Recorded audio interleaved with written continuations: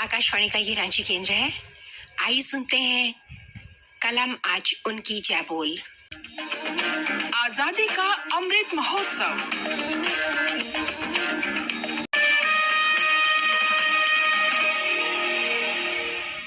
आजादी का अमृत महोत्सव के अवसर पर प्रस्तुत है कलम आज उनकी जय बोल। जला अस्थियां बारी बारी, चिटकाई जिनमें चिंगारी, जो चढ़ गए पुण्य वेदी पर, लिए बिना गर्दन का मोल। कलम आज उनकी जय बोल, कलम आज उनकी जय बोल। आजादी के अमृत महोत्सव के उपलक्ष्य में आज आप इस कार्यक्रम में सुनेंगे युग दृष्टा भगत सिंह की यशोगाथा का तीसरा और अंतिम भाग।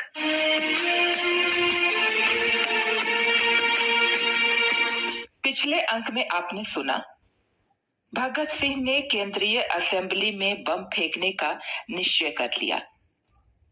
जो ही असेंबली में वाइस राय ने दोनों बिलों को पास करने की घोषणा की, भगत सिंह और बटुकेश्वर दत्त खड़े हो गए। भगत सिंह ने 2 बम फेंके और छत की ओर पिस्तौल से 2 फायर किए।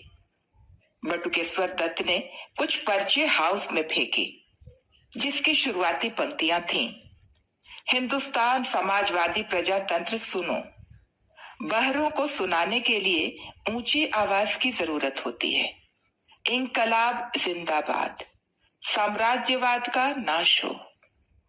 भगत सिंह और बटुकेश्वर दत्त को जब पुलिस कोतवाली ले जा रही थी तो उन्होंने फिर नारा लगाया, इनकलाब जिंदाबाद। यह नारा सैंडर्स वध के बाद लाहौर में जो पोस्टर दीवारों पर लगाया गया था उसमें भी था, पर वास्तव में समूचे देश ने असेंबली बम कांड के समय ही यह सुना। यह नारा सशस्त्र क्रांति के इतिहास को भगत सिंह का विशेष उपहार है। 7 मई 1929 को एडिशनल मजिस्ट्रेट मिस्टर पूल की अदालत में जेल में ही सुनवाई आरंभ हुई। असेंबली बम कांड में बचाव का प्रयत्न बिल्कुल नहीं किया गया था, फिर भी हाई कोर्ट में सेशन जज के फैसले की अपील कर दी गई। जस्टिस फोर्ड और जस्टिस एडिसन के सामने हाई कोर्ट में अपील पेश हुई। अदालत का कर्णधार न्यायाधीश होता है, पर इस अदालत के कर्णधार तो भगत सिंह थे। श्रीमती सुभद्रा जोशी के ही शब्दों में, न्यायालय के कमरे में न्यायाधीश ज्यों ही कुर्सी पर आकर बैठते, वह राष्ट्रीय गीतों और नारों से गूंज उठता।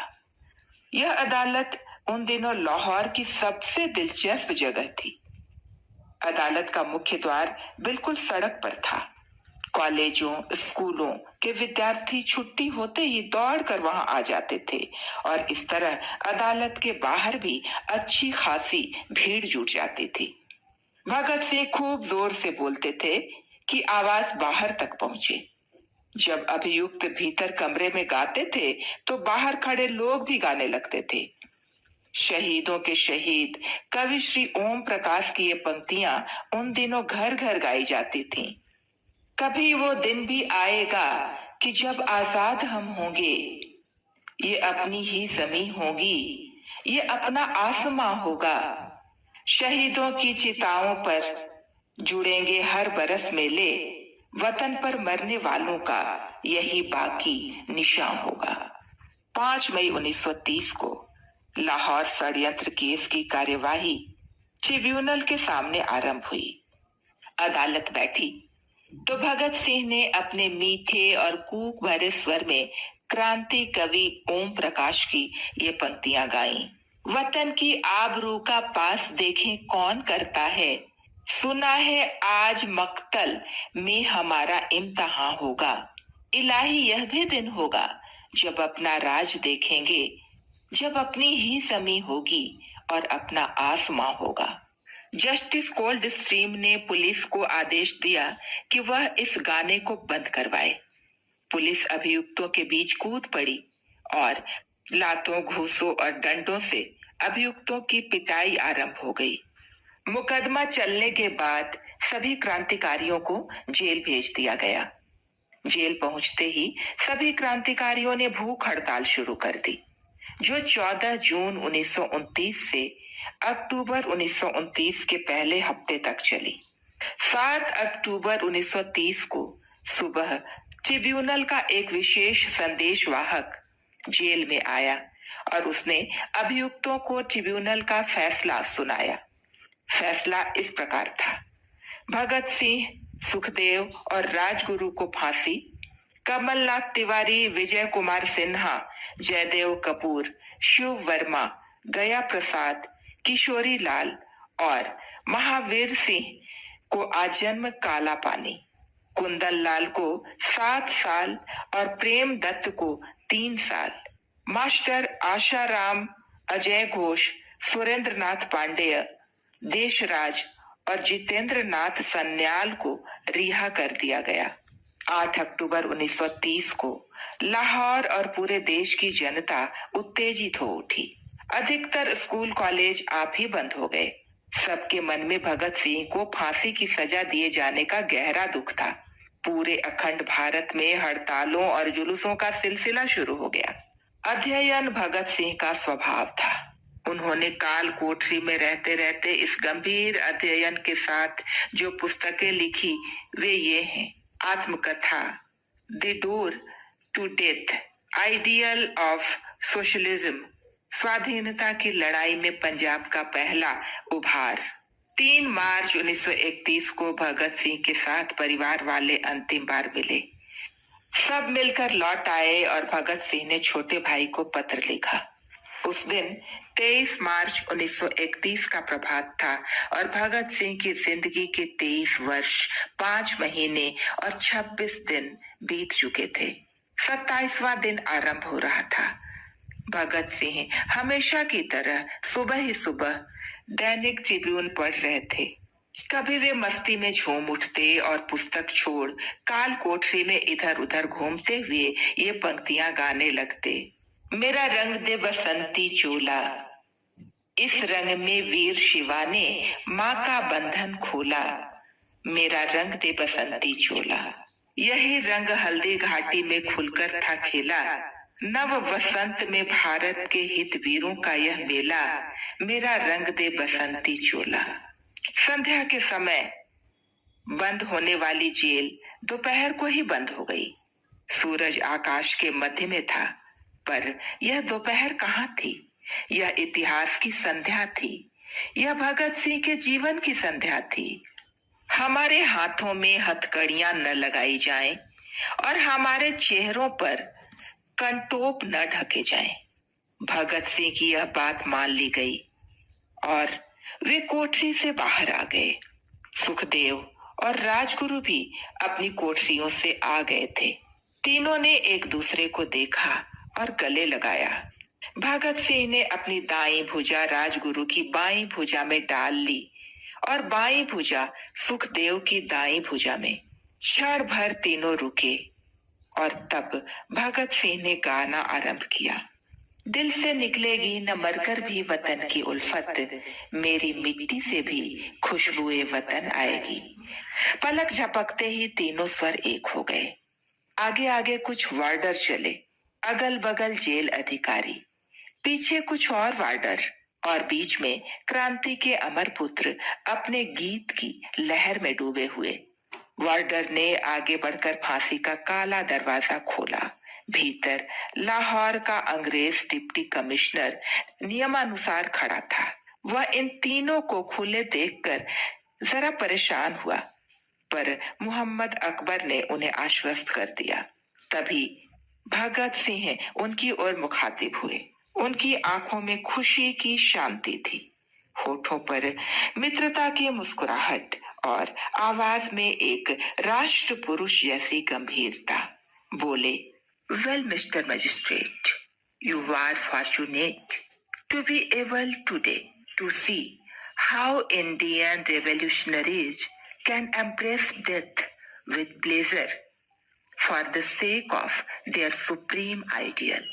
अर्थात मजिस्ट्रेट महोदय, आप भाग्यशाली हैं कि आज आप अपनी आंखों से यह देखने का अवसर पा रहे हैं कि भारत के क्रांतिकारी किस प्रकार प्रसन्नता पूर्वक अपने सर्वोच्च आदर्श के लिए मृत्यु का आलिंगन कर सकते हैं। डिप्टी कमिश्नर भगत सिंह के स्वर, शब्द और स्वरूप में व्याप्त सच्चाई से प्रभावित हो पानी पानी हो गया।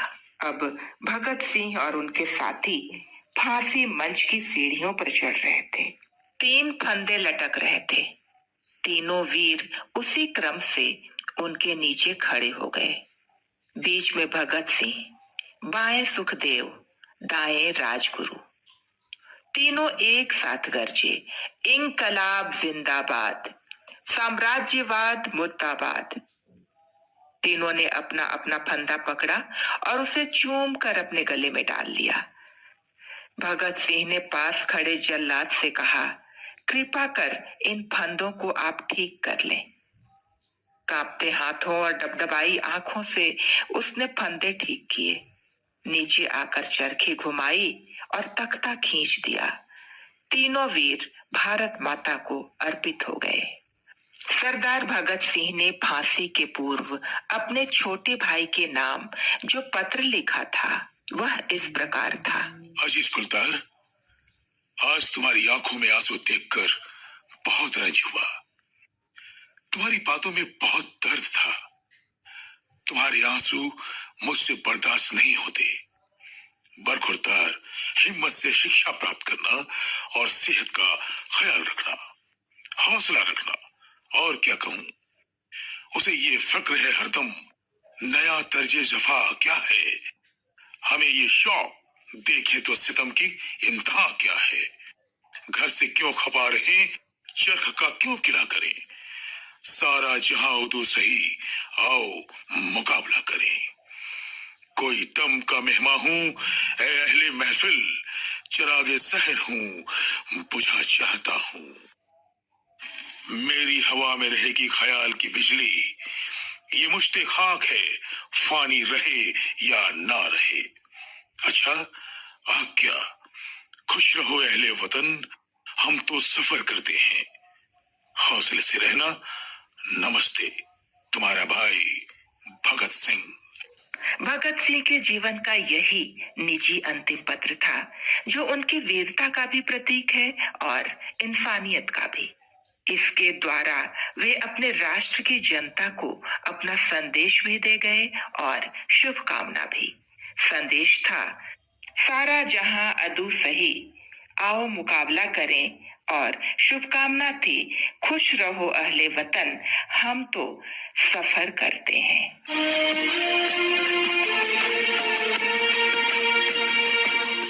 अभी आप सुन रहे थे कार्यक्रम कलम आज उनकी जय बोल में युगद्रष्टा भगत सिंह की यशोगाथा का अंतिम भाग। वाचन स्वर दिनेश कुमार लाल और राखी शर्मा। संकलन और प्रस्तुति नूतन प्रसाद की। स्रोत पुस्तक युगद्रष्टा भगत सिंह और उनके मृत्युंजय पुरखे। लेखिका वीरेंद्र सिंधु। आजादी के अमृत महोत्सव के अवसर पर हर मंगलवार 7:45 पर सुनिए कार्यक्रम कलम आज उनकी जय बोल।